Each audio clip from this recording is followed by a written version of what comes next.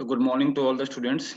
So today we are going to discuss the second cycle of your lifestyle, second ashrama, that is the Grihastha ashrama.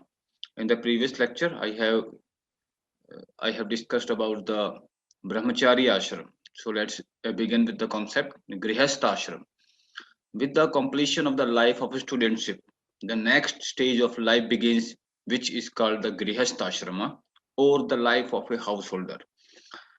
जब आप एक life cycle आप complete कर लेते हैं, that means एक stage complete कर लेते हैं एक आश्रम सिस्टम की, जिसको ब्रह्मचारी आश्रम कहते हैं, जो आपके from the starting of your birth and it goes up to the 25 years as per the historical aspect. Then you will enter in the next ashrama, or you have to be considered as a duty of the householder. आप जब अपने आप जब married life में enter करेंगे after attaining the education, it is thinking that the person is able to earn something in the economic way, and then you will be getting married after the completion of your education whenever you find the job.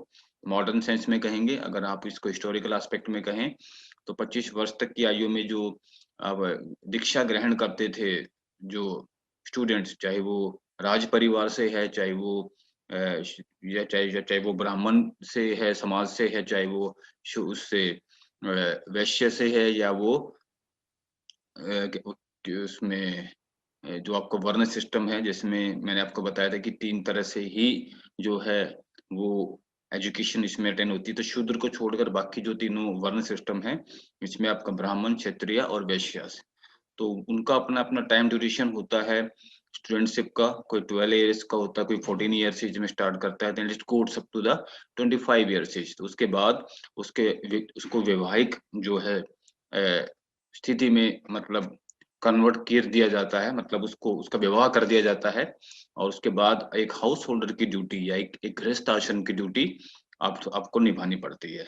This stage start with his marriage ceremony, और विवाह का जो एक function है, एक जो प्रक्रिया है, उसको निभाने के बाद कोई भी पर्सन सेकंड स्टेज में लाइफ की एंटर करता है। Marriage is more A social obligation and it's main purpose is the performance of धर्म। मैरिज जो है, विवाह जिसको आप मानते हैं, वो एक सामाजिक एक ड्यूटी है, एक तरह से ऑब्लिगेशन है, और उसका जो मेन पर्पस है, एक उसका फंक्शनिंग जो है, वो मेनली है कि धर्म के नाते आपको शादी करनी पड़ती है, and the perpetuation of family as well as the continuation of the group through progeny. That means marriage के अकॉर्डिंग आप अपनी फैमिली क्रिएट करते हैं, और उसके बाद आपका परिवार जो है, उसी के बेसिस के ऊपर विद द सोशल अप्रूवल आगे आपकी जनरेशन चलती है। तो ये एक, अगर हिंदू धर्म की बात करें तो it's a duty of every person to will be getting married, and and with the help of that marriage you are allowed to have some the procreation function, like आप आगे अपने परिवार को बढ़ा सकते हैं। According to the ashrama system, the dharma of a householder consists of performing the 5 mahajanas or the 5 great sacrifice। Ashram system, आश्रम व्यवस्था की बात करें तो जो हाउस होल्डर, जो वैवाहिक बंधन में व्यक्ति बंधा है, जो स्पेशली यहाँ पर पुरुष की बात आती है, मेल की बात आती है, तो उसके प्रति जो है वो 5 कर्तव्य, 5 तरह की ड्यूटीज या सेक्रीफाइस जो है उसको करनी पड़ती हैं।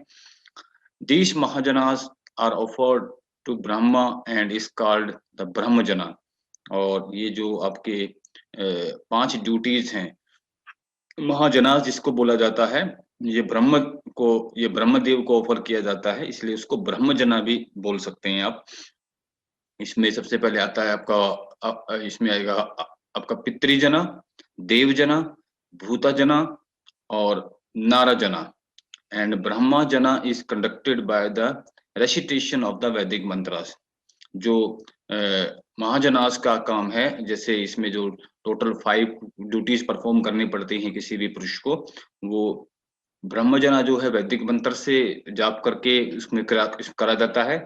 उसके बाद जो जो आपका पितृजना है वो किया जाता है, देवों की पूजा की जाती है, भूतों की पूजा की जाती है, और नर जना की मतलब एक तरह से आप कह सकते हैं आपका जो लाइफ पार्टनर होगा उसके साथ जो आपकी ड्यूटीज होंगी वो आपको परफॉर्म करनी पड़ेंगी। तो इसमें आपकी जो पितृ एंसेस्टर्स हैं उनके लिए जो आपके कर्तव्य हैं, देवी देवताओं के प्रति जो कर्तव्य हैं, और भूता जना भी इसमें आता है क्योंकि कई ऐसे व्यक्ति होते हैं जो हमारे परिवार में बड़ी जल्दी आते तो है, मतलब उसका जन्म तो होता है लेकिन वो मृत्यु जल्दी हो जाती है। तो वो कई बार क्या होता है कि अगर हम अपने रिलीजियस वे में या पॉइंट ऑफ व्यू से देखें तो वो कहीं ना कहीं उनकी आत्मा भटकती रहती है, उनको शांति नहीं मिलती और वो परिवार को परेशान करते हैं। ऐसा एक हिस्टोरिकल एस्पेक्ट में या धार्मिक आस्थाओं के अकॉर्डिंग आपको बताया जाता भी होगा। सोसाइटी में कई बार केसेस भी आपने देखे होंगे। तो उनकी भी पूजा अर्चना जो है, उनके प्रति भी जो हमारी ड्यूटीज है हम निभाते हैं। So these are all the main 5 duties of the householder which they have to confirm and they have to perform, जिसको आप महाजनास के नाम से या ग्रेट सेक्रीफाइस के नाम से जानते हैं। पितृजना is done by offering tarpan, that is to say offering of water and food। देखिए पितृजना जो है इसमें आप दैट मीन्स जो एक पानी और जो फूड खाना होता है उसके द्वारा आप जो पितृजना है उसका कार्य करते हैं। This is commonly known as shraddha. जैसे श्राद्ध के दिन आते हैं, श्राद्ध के दिनों में आपके एंसेस्टर्स का आप जो श्राद्ध निकालते हैं, जैसे दादा या दादी, मदर, जैसे ग्रैंड मदर, ग्रैंड फादर या उनसे भी कोई बड़े हैं तो उनको श्राद्ध के प्रति जैसे आप फल वगैरह या खाना वगैरह खिलाते हैं या मंदिर में चढ़ा के आते हैं या गौ माता को खिलाते हैं। तो वो एक हमारे पितरों को शांत करने के लिए, ताकि उनका आशीर्वाद बना रहे, वो श्राद्धों के ड्यूरेशन में करते हैं। देवजना is done by offering burning obligation to the gods. देवजना की जब बात आती है तो आप जैसे हवन वगैरह करके या ऐसा कुछ करके, तो उस तरह से आप देवी देवताओं को प्रसन्न करने की कोशिश करते हैं। भूताज आर सेटिस्फाइड बाय सेक्रीफाइस। भूताज को वैसे तो इसमें सेक्रीफाइस लिखा है लेकिन टुडेस जनरेशन ये सेक्रीफाइस वगैरह का इशू नहीं होता, तो ये परफॉर्मिंग थोड़ा सा आपको ना ही देखने को मिलेगा मेरे हिसाब से। तो नराजना is performed by receiving and entering guest at home. इसमें आप कहते हैं ना कि अतिथि देवो भव, गेस्ट का स्वागत करना। तो ये वो है कि आपके आपके नजर में गेस्ट जो है भगवान के समान है, और गेस्ट का कोई आना घर में अच्छा माना जाता है, तो उसको अच्छे से रिसीव किया जाता है और उसको अच्छे से उसका सत्कार किया जाता है। तो वो नरजना का एक जो कार्य हमें परफॉर्म करना पड़ता है। ऑफ दीज 5 जनास द फर्स्ट 3 रेफर्स टू देवरीना, ऋषिरीना एंड पितृरीना। ये जो पांचों आपके जनाज हैं इसमें से फर्स्ट जो 3 हैं उसमें देव ऋण मतलब देवों का ऋण, ऋषि ऋण ऋषियों का ऋण, और पितृ ऋण और पितृ का ऋण जो है वो चुकाया जाता है। Apart from this a householder is also supposed to offer food to animals.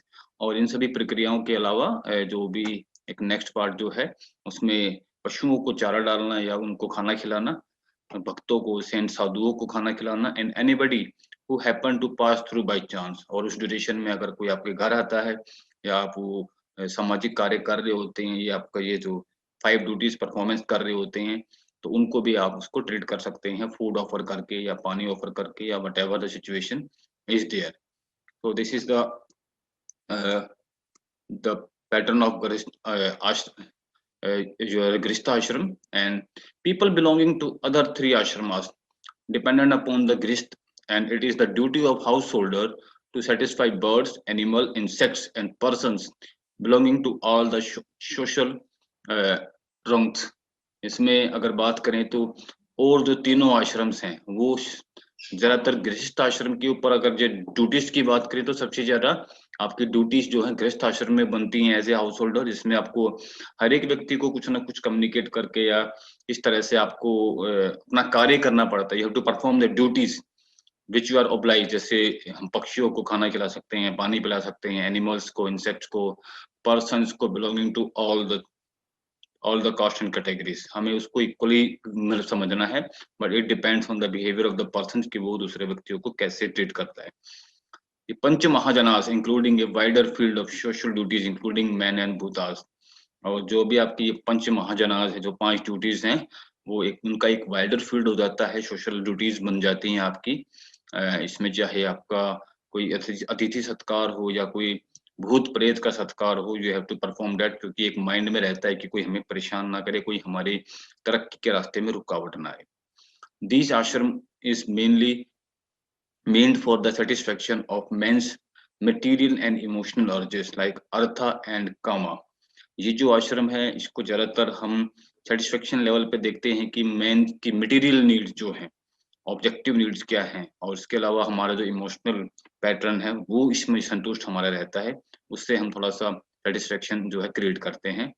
And the Hindu as a householder is expected to fulfill his aquatics and incentives urges within the framework of dharma.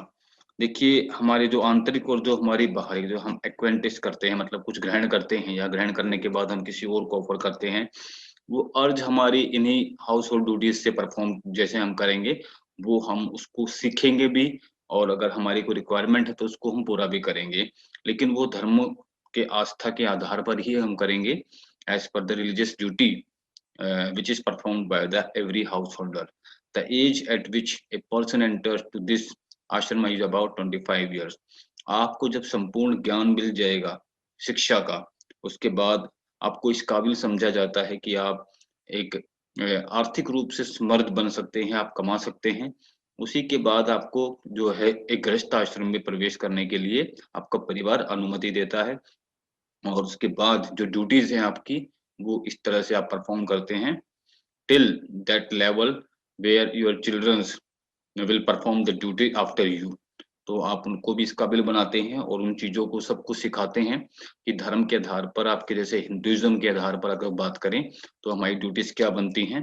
These are the main 5 duties, इसमें सब cover हो जाता है आपका, चाहे इसमें economic life हो, आपकी फैमिली लाइफ हो, आपका सोशल लाइफ हो, दीज ऑल महाजनास, जो 5 महाजनास हैं उसके अकॉर्डिंग सारा का सारा आपकी सोशल ड्यूटीज जो हैं वो कंप्लीट हो जाती हैं। सो दैट इज द गृहस्थ आश्रम। And in the next lecture we will talk about the Vanaprastha ashram and the Sannyasa ashram. Thank you for today's lecture.